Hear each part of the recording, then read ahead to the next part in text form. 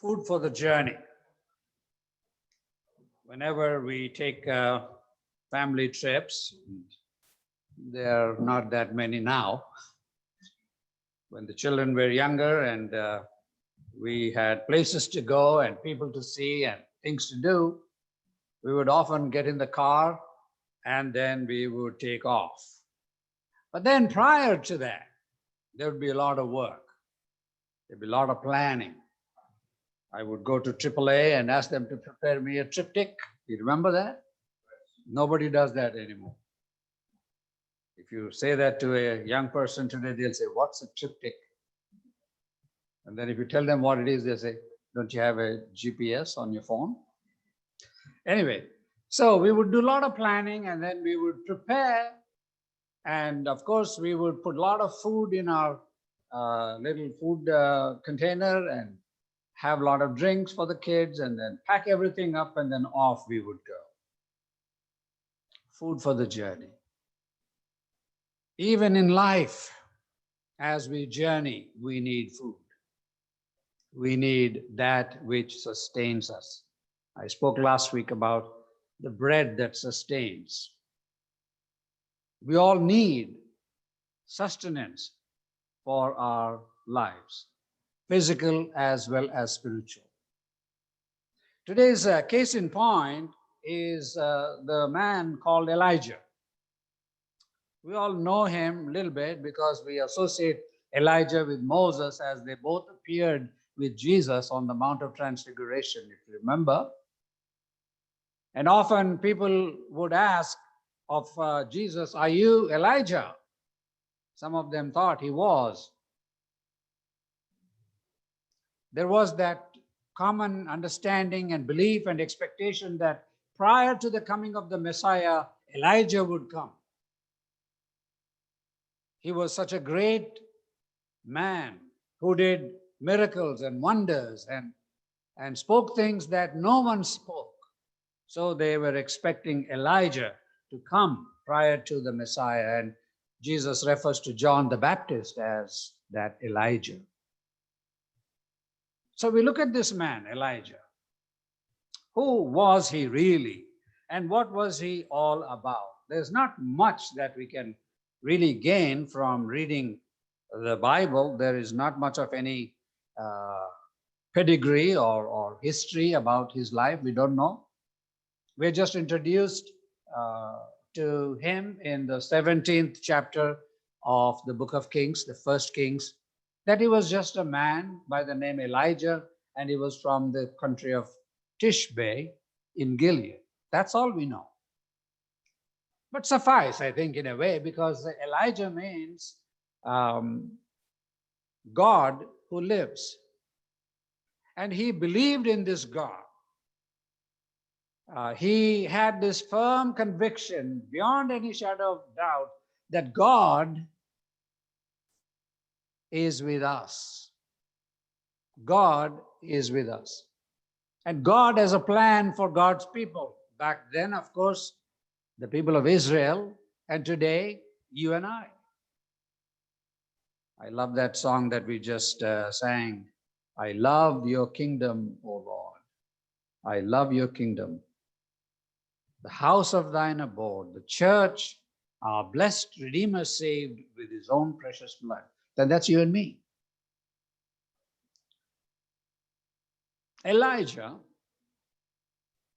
begins his ministry with a warning to the king. That king was Ahab. He was the son of Omri, and the duo, the father and son, were the worst that you could get in terms of ruling Israel, the people. They took the people of God as far away from God as they possibly could. For what reason? I really don't know. Commentators tell us that Ahab was far more interested in economic stability and peace with the neighbors than with God. Can that be said about us? I'm just asking. Are we more concerned about our economy today and our politics today and how we do things rather than what does God think about us? Who is asking that question? Almost no one, including me, including us. James, in his letter to the church in chapter 5, refers to Elijah. I always take it very seriously when a different writer of the Bible makes reference to other heroes of the Bible. Elijah, says James, was a man just like us. I like that. No different from you and from me. Elijah was a man just like us. He prayed earnestly and God heard his prayer and did not rain on the land for 3 years.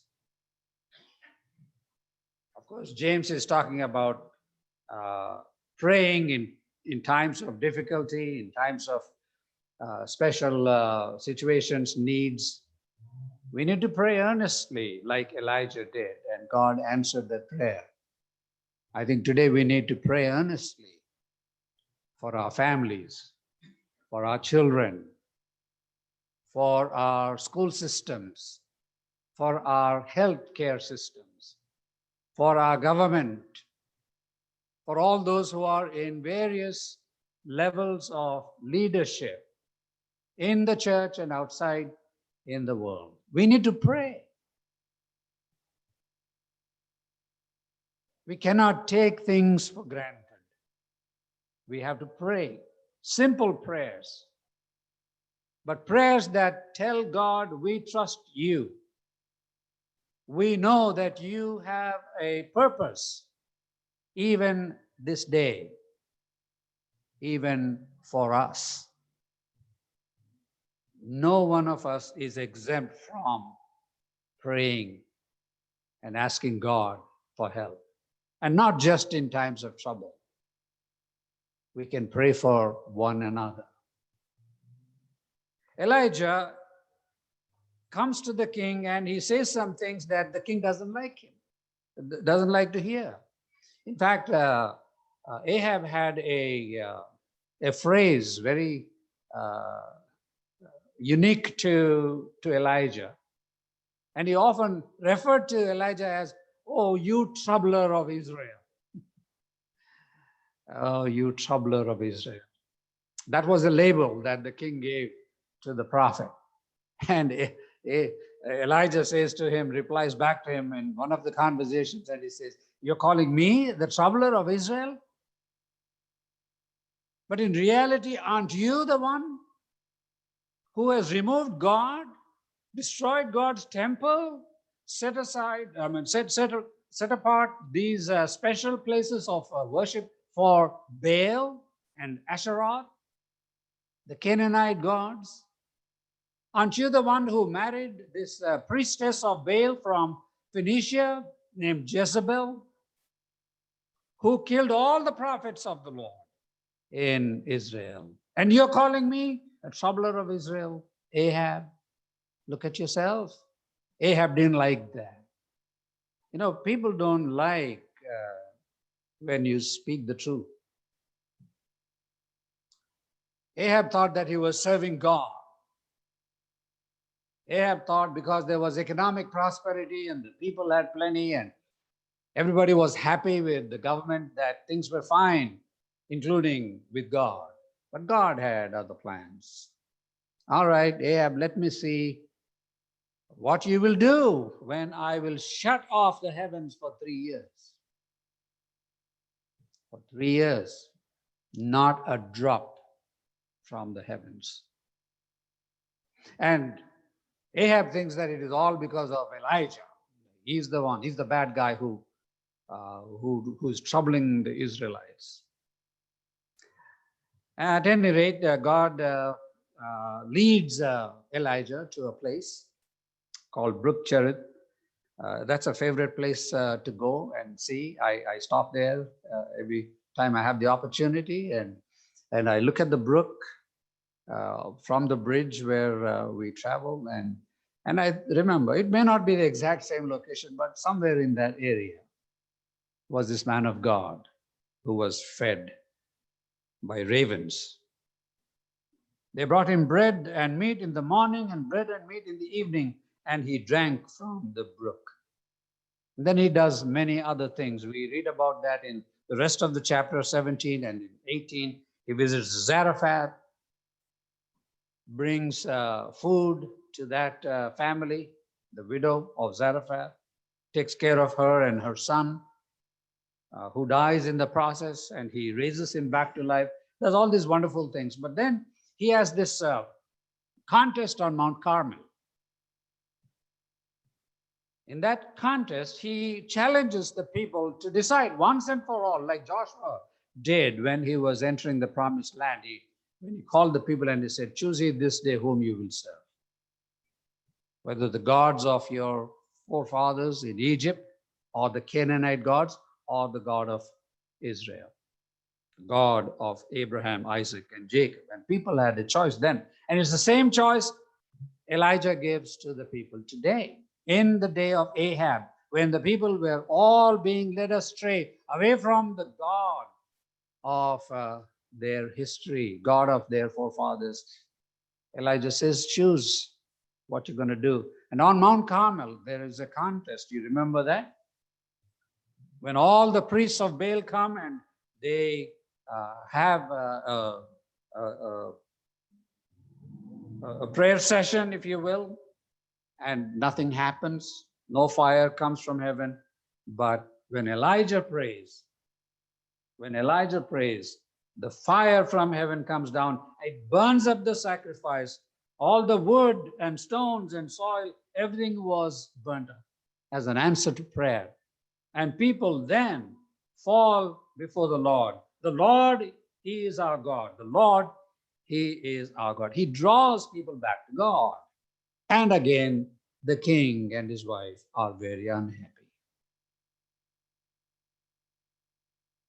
The queen especially.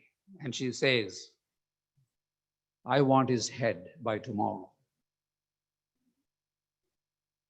I want him killed within 24 hours. And what does Elijah do? Elijah is scared. Elijah is afraid. Verse 3 of chapter 19 says, Elijah was afraid and ran for his life. I guess that is where James is saying, he was just like us. He was no Superman. Yes, he did mighty things in the name of God, by the power of God. But when his life was threatened by this queen, what does he do? He is scared to death and he runs for his life. Not only that, but listen to what he says when the angel of the Lord comes up to him and he says, hey, Elijah, what are you doing? He says, you know what? Yeah, I've had it with this religion business. He says, take my life. I am no better than my ancestors. Depression had taken over him, 100%. He didn't have any of that zest left in him. He didn't have any of that, that zeal for the Lord, if you will. He was feeling there was no reason to live. Do we come to that sometimes? When things are overwhelming, when things are going totally against our wishes, our prayers. Yes, we remember the mighty things God did back when, but now it's not happening. So take my life. What's the point of living anymore? But the angel of the Lord, which is really the presence of God, says, get up and eat. And so there was a cake of bread and hot coal on the hot coals and a jar of water. So he takes the food, and then what does he do? He goes back to sleep. That's what depression does. It's very difficult to pull yourself up when you are depressed. When you are under the pressure of life, what do you want to do? You want to sleep. At least most people do that. Because when you sleep, you kind of forget things. You don't want to remember, or you don't want to face what's going on. The angel of the Lord doesn't leave him, wakes him up again the second time. Elijah, wake up, wake up. Eat the food, because God has a plan for you. God wants you to do some things for you. And so he eats, and then he makes his way all the way to Mount Horeb. 40 days and 40 nights it took for him to travel. No buses, no Amtrak, no other transportation but his legs. He walked 40 days and 40 nights. It took him for him to come to the mount. Why he chose to come there, I don't know. The Bible doesn't tell us, but he comes there, I think, because maybe in the back of his mind he says, I need to go back to that mount where God spoke to Moses, where God gave the law, and God decisively made an entry into the lives of his people. So he goes to Mount Horeb. What does he do? He hides in a cave.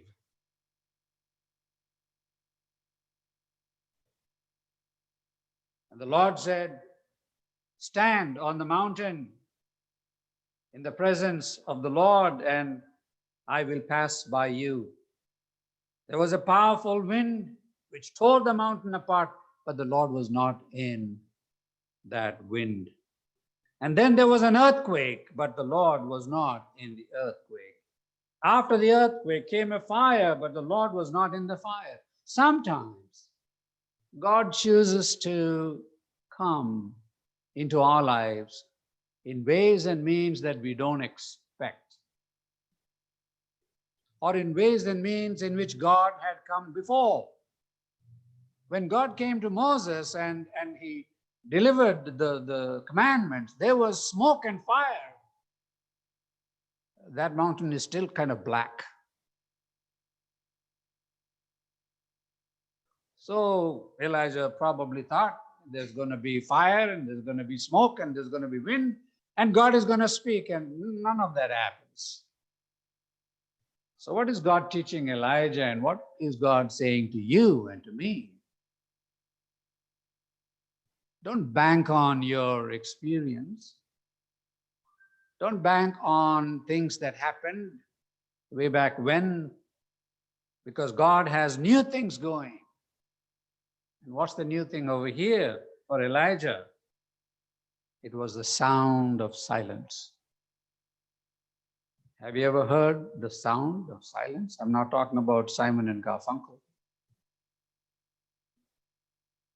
The sound of silence is when you shut off everything, all the clamor of your life, all the voices that crowd your brain. And when you let go of everything and then be in that mood of expectation that God will speak in that moment of silence, God comes to you. In other words, God comes to you when you don't expect God to come to you. God comes to you when you don't recognize the means by which God comes to you. But God does come to you. That much I can tell you. Because God doesn't leave his children alone to suffer by themselves. Never.